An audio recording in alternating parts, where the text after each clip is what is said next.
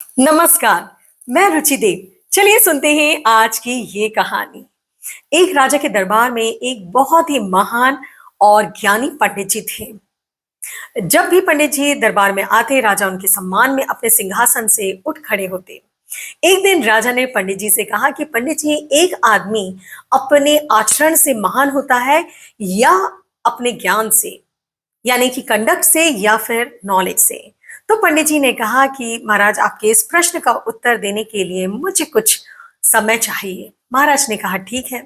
दूसरे दिन पंडित जी दरबार में आए। रोज की तरह उन्होंने खजाने की पूजा की, लेकिन आज उन्होंने खजाने में से दो तीन सोने के सिक्के निकाले और अपने बैग में चुपचाप रख लिए। अब खजांची यानी कि जो ट्रेजरर था वो ये सब देख रहा था, लेकिन वो चुप रहा क्योंकि उसे मालूम था कि पंडित जी का कितना सम्मान है दरबार में, उनकी क्या पोजीशन है। अब तो पंडित जी की ये रोज की आदत हो गई। रोज वो आते, खजाने की पूजा करते, दो तीन सोने के सिक्के अपने बैग में डाल लेते। खजांची बेचारा चुपचाप देखता ही रहता। एक दिन उससे रहा नहीं गया और उसने राजा को जा करके पूरा किस्सा सुना दिया। अब जैसे ही पंडित जी दरबार में आए, तो आज राजा ना तो उनको लेने के लिए गए और ना ही अपने सिंहासन से उठ खड़े हुए। अब पंडित जी समझ गए कि राजा को सोने के सिक्के की बात पता चल चुकी है। तो राजा ने बहुत ही गुस्से में पंडित जी से कहा कि क्या आप रोज मेरे खजाने में से दो तीन सोने के सिक्के निकाल करके लेके चले जाते हैं? तो पंडित जी ने कहा जी हाँ महाराज, ये एकदम सच है।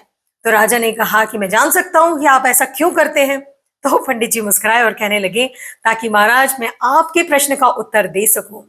आज जब आपको मेरे आचरण के बारे में पता चला कि मैं रोज दो तीन सोने के सिक्के चोरी कर लेता हूं, तो आज आपके दिल में मेरे लिए जरा भी सम्मान नहीं बचा, और इसीलिए आज आप अपने सिंहासन से मेरे सम्मान के लिए खड़े नहीं हो पाए।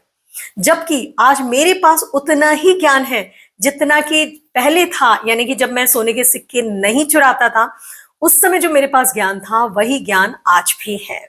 तो राजा पंडित जी के इस प्रश्न का उत्तर सुनकर के बहुत ही खुश हुए।